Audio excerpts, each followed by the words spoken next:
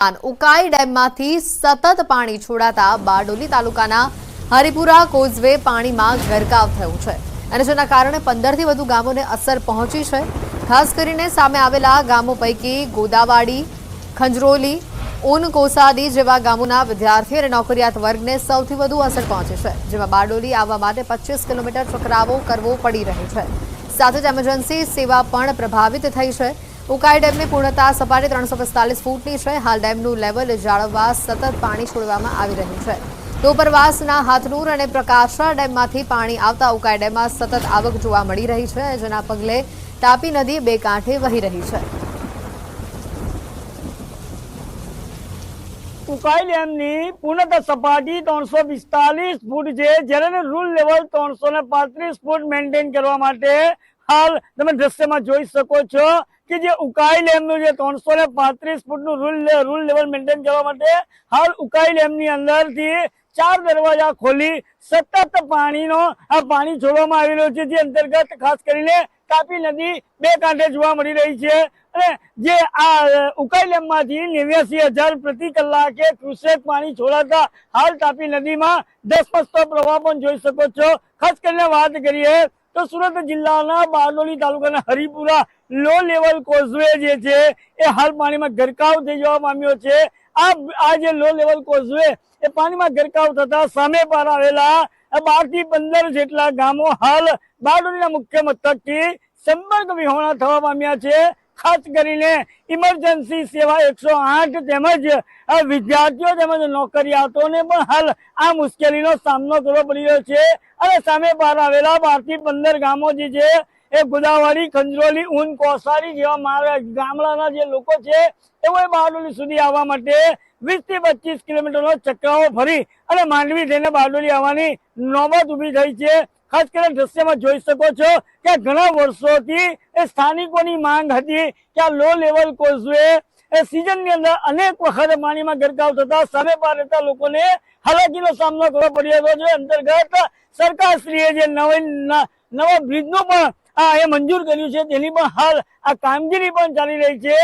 ચોક્કસપણે કહી શકાય છે કે આ સિઝનની અંદર આ જે કોઝવે છે એ સતત બીજી વખત પાણીમાં ગરકાવ થવા પામ્યો છે અને આજે સામે પાર આવેલા 12 થી 15 ગામના લોકોને હાલ હાલાકી વેઠવાનો વારો આવી રહ્યો છે। તો વહીવટી તંત્ર દ્વારા આ માર્ગને બંધ કરી અને પોલીસ જવાનોને પણ ખડકી દેવામાં આવ્યા છે।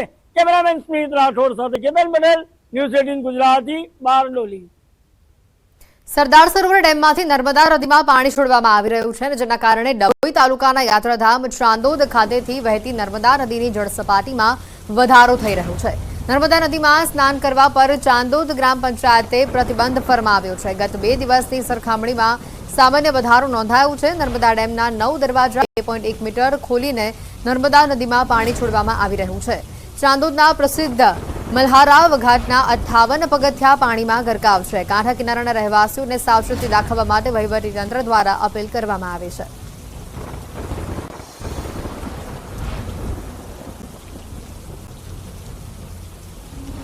અને હવે વાત મિસ્ટર ઇન્ડિયાની।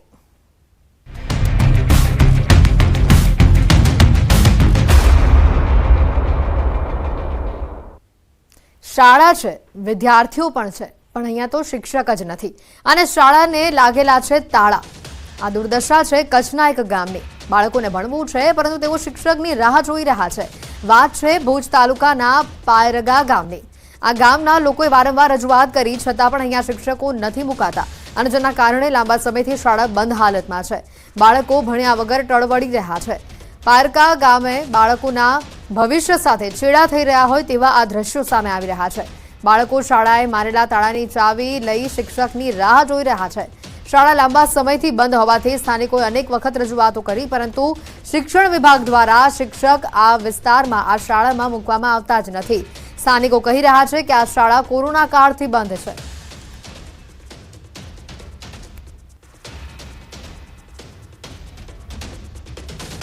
એક પર શિક્ષક ન હોય, છેલ્લા કોરોના કાળથી આ છોકરાઓ પાસે ચાવી છે, તાળું લાગેલું પડ્યું છે, આ સ્કૂલ બંધ પડી છે। અત્યારે ગામમાં જે સ્કૂલ છે પ્રાથમિક શાળા એ છેલ્લા કોરોના કાળથી જ્યારે બંધ થઈ ને સ્કૂલો ત્યારથી લઈને આજ તારીખ સુધી બંધ પડી છે। એકવાર લાસ્ટ સત્ર એક પૂરું કરાવ્યું, પ્રવાસી શિક્ષક તરીકે આપ્યું હતું. એ લગભગ આ વેકેશન જે પૂરું થયું, ઉનાળુ વેકેશન, ત્યાર પછી આજ તારીખ સુધીમાં સ્કૂલ ચાલુ નથી થઈ. છેલ્લા 7-8 મહિના જ ચાલુ રહી કોરોના કાળથી લઈને આજ તારીખ સુધી. તો અમે લોકોએ સરકારશ્રીને લગભગ નહીં કર્યું તો 8 થી 9 અરજીઓ કરી છે, જિલ્લા શિક્ષણ અધિકારીને, પ્રાથમિક શિક્ષણ અધિકારીને, બધી જગ્યાએ ગાંધીનગર સુધી અરજીઓ મોકલી. હજી સુધી અમારી સ્કૂલનો કોઈ નિર્ણય નથી આવ્યો. નામ છે તારું? શિવમ, કેમ અત્યારે ભણવા જાવ છો બેટા? કેમ નથી ભણવા જતા? સ્કૂલ નહીં ખુલ્લી. ત્યાં સ્કૂલમાં સાહેબ નથી આવતા? કેટલા સમયથી નથી આવતા? વેકેશનથી સ્કૂલ બંધ પડી છે, હવે ક્યાં જાય? કેટલા સમયથી બંધ છે? કોરોનાથી. તું કયા ધોરણમાં ભણે? 5મામાં ભણું છું, પણ હવે અહીંયા 7મા સુધી છે, પણ હવે ચાલુ નથી. તો સાથે જ આ ગામથી 10 કિલોમીટરના અંતરે આવેલા પીરવાડી ગામ કે જ્યાં પારકાથી વિપરીત પરિસ્થિતિ જોવા મળી છે. અહીંયા ઓન રેકોર્ડ માત્ર 6 વિદ્યાર્થીઓ છે અને 2 શિક્ષકો નિયમિત બાળકોને ભણાવે છે, જેથી સમજી શકાય છે કે પારકા ગામે 16 થી 18 બાળકો છે અને એક પણ શિક્ષક નથી આવતા, જેથી શાળા બંધ હાલતમાં છે અને પીરવાડીમાં 6 વિદ્યાર્થીઓને 2 શિક્ષકો દ્વારા ભણાવવામાં આવે છે.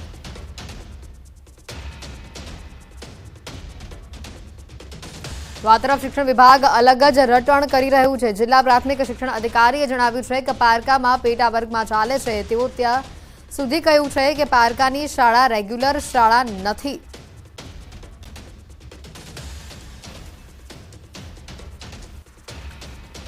ટીપીઓ શ્રી ભુજ સાથે જે ચર્ચા થઈ એ મુજબ આપણી પારકાની જે શાળા છે એ રેગ્યુલર શાળા તરીકે નથી, પરંતુ ત્યાં પેટા વર્ગ આપવામાં આવેલો છે. એટલે બાળકોની સંખ્યા જે નિયત ન હોય ત્યારે આપણે એ બાળકોને કોઈ અન્ય જગ્યાએ ન જવું પડે, એટલા માટે સરકારશ્રીની નિયમ અનુસાર જે જોગવાઈ છે તે મુજબ આપણે પેટા વર્ગ મંજૂર કરતા હોઈએ છીએ. એટલે એ શાળાનું અસ્તિત્વ રહે, પરંતુ એ શાળાનું મહેકમ છે એ બાજુની જે મુખ્ય શાળા હોય એનો ભાગ બની જાય છે, કે જેથી આપણે એ બાજુની શાળામાંથી કોઈ પણ શિક્ષકશ્રીને ત્યાં કામગીરીમાં મૂકી શકીએ છીએ અને એ રીતે અમે સૂચના આપી દીધી છે. સમજી શકાય છે કે જે રીતે અહીંયા ડીઈઓનું નિવેદન સામે આવ્યું છે ત્યારે અહીંયા જે 16 થી 18 જેટલા જે વિદ્યાર્થીઓ છે કે જેઓ ભણતર વગર અત્યારે રઝળેલા બની ગયા છે, તે લોકો માટે શિક્ષક આ વિસ્તારમાં ક્યારે મુકાશે? શું ડીઈઓના નિવેદનને લઈને આગળ કાર્યવાહી થશે કે કેમ, તે પણ એક સૌથી મોટો સવાલ છે. સમયનો સદુપયોગ કરવાનું જ્ઞાન પીરસતા ગુરુઓ ચૂકી ગયા છે સમય. શાળાઓ અને શિક્ષકોની સ્થિતિનો તાગ મેળવવા જ્યારે અમારી ટીમ ખેડા જિલ્લાના ગામડાઓમાં પહોંચી. દિવસ હતો શનિવારનો અને જેથી શાળાઓનો સમય સવારનો હતો. અમારી ટીમ ખેડાના ચાનોર ગામ ખાતે પહોંચી. શનિવાર હોવાથી શાળાનો સમય સવારે 7:15 હતો. રિયાલિટી ચેક કરવા માટે અમારી ટીમ સમય પહેલા ત્યાં પહોંચી ગઈ, પરંતુ શાળા ખુલવાનો સમય એટલે કે સવારના 7:15 થઈ ગયા હોવા છતાં એક પણ શિક્ષક મહાશય અહીંયા દેખાયા જ નહીં. તો બીજી તરફ શાળાના ટાઈમે બાળકો આવી પહોંચ્યા, પરંતુ શાળામાં મારેલા હતા તાળા, કારણ કે શિક્ષકો સમયસર અહીંયા પહોંચ્યા જ ન હતા અને વિદ્યાર્થીઓ રાહ જોતા રહી ગયા. આમ તો શિક્ષકોનો આવવાનો સમય 7:15ની આસપાસનો છે, ત્યારે બાળકોને આવવાનો સમય 7:30નો છે, પરંતુ અહીંયા 7:45 થયા તેમ છતાં ન તો આચાર્ય આવ્યા કે ન કોઈ શિક્ષક આવ્યું. સૌ આગળ વધેની વાતો કરતી ગુજરાત સરકારની શાળાઓની આજે ન્યૂઝ 18 ગુજરાતીના રિયાલિટી ચેકમાં આ વાત પોકળ સાબિત થઈ રહી છે. વાત કરી રહ્યો છું માતર તાલુકાના છેવાડા ગામ ચાનોડ શાળાની. શનિવારનો દિવસ છે, સવારે 7 વાગ્યાના સમયે શાળા ઓપન થઈ ગઈ છે. મોબાઈલમાં સમય બતાવીશ કે 7:42 જેટલો સમય થયો છે, પરંતુ મારી પાછળ તમે જે આ શાળા જોઈ રહ્યા છો, આ શાળાને હજુ તારા છે અને બાળકો શિક્ષકો આવ્યાની રાહ જોઈ રહ્યા છે. જે પ્રકારે વાત કરવામાં આવે તો અહીંયા કેટલાક જે આજે ન્યૂઝ 18 ગુજરાત દ્વારા સમગ્ર ગુજરાતની અંદર જે રિયાલિટી ચેક કરવામાં આવ્યું છે, આ રિયાલિટી ચેકમાં આજે સૌ ભણે સૌ આગળ વધેના દાવા પોકળ સાબિત થતા હોય છે, કારણ કે શિક્ષકો સમયસર ન આવ્યાના કારણે આજે બાળકો છે તે અત્યારે તમે જોઈ રહ્યા છો કે આગળ શાળાની બહાર રાહ જોઈ રહ્યા છે. 7:42 જેટલો સમય થયો છે, પરંતુ આ શાળાને તાળું મારેલું સ્પષ્ટપણે લાગી રહ્યું છે.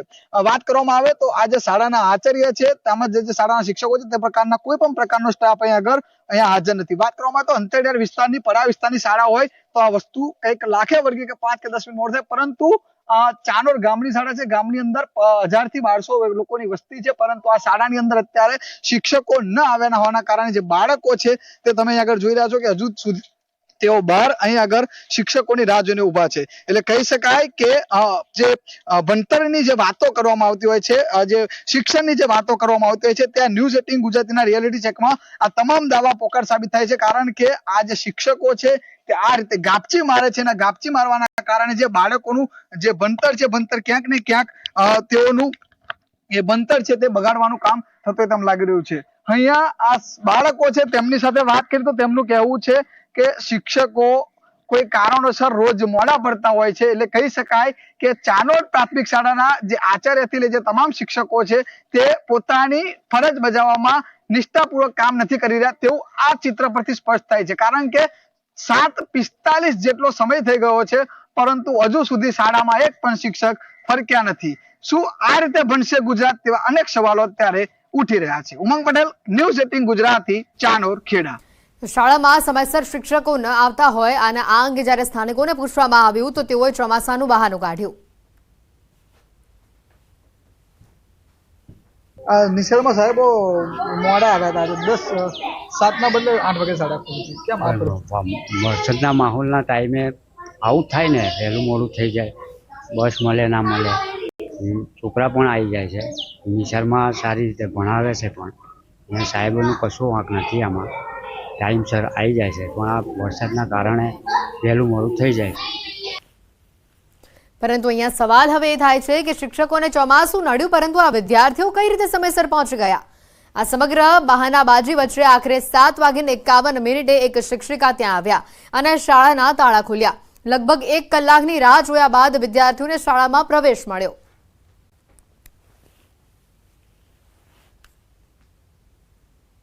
આમ તો સ્વાભાવિક રીતે શાળા ખોલવાનો સમય 7 વાગ્યાનો હોય છે, પરંતુ 7:51 જેટલો સમય થયો છે. એક શિક્ષિકા આવ્યા છે અને આ ચાનોડની જે પ્રાથમિક શાળા છે તે અત્યારે ખુલી રહી છે. કહી શકાય કે જે પ્રકારે 7 વાગે શાળા ખુલતી હોય છે, બાળકો તો 7 વાગે આવી ગયા હતા, પરંતુ અહીંના જે આચાર્ય, જે જવાબદાર શિક્ષકો છે તેમાંથી કોઈ પણ શિક્ષક ના આવતા અત્યારે એક શિક્ષિકા આવ્યા છે અને આ શાળા છે તે અત્યારે ખુલી રહી છે. એટલે કહી શકાય કે 51 મિનિટ એટલે કે 1 કલાક બાદ આ શાળા ખુલે છે.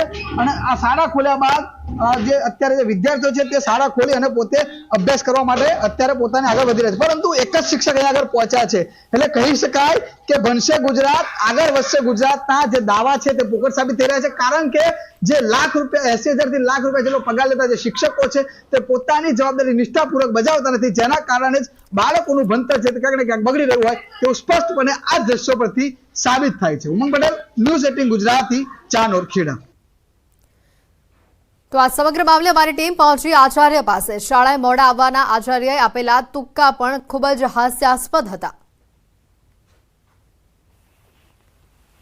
એ કાદવવાળો રસ્તો છે, અંદર વરસાદનો માહોલ છે સાહેબ, અને ચાલુ વરસાદ હતો, જેનાથી 10 મિનિટ કે 15 મિનિટ શિક્ષકો અમે બધા મોડા પડ્યા છો. પણ કાયમ આવું બનતું નથી. પેલું ડાંગર રોપવાનું એનું કામ ચાલે અને રીંગો મારવાનું ટ્રેક્ટર ઉપર ફરે, કાદવ કીચડો રસ્તો હોય, બાઈકો સ્લીપ ના મારે, એક્ટિવા કે કોઈ વાહન ટુ વ્હીલર સ્લીપ ના મારે, એના માટે ધીમે ધીમે શિક્ષકોને વરસાદના કારણે થોડું મોડું થયેલ છે સાહેબ, અને ફરી આવું ક્યારેય બનવાનું નથી.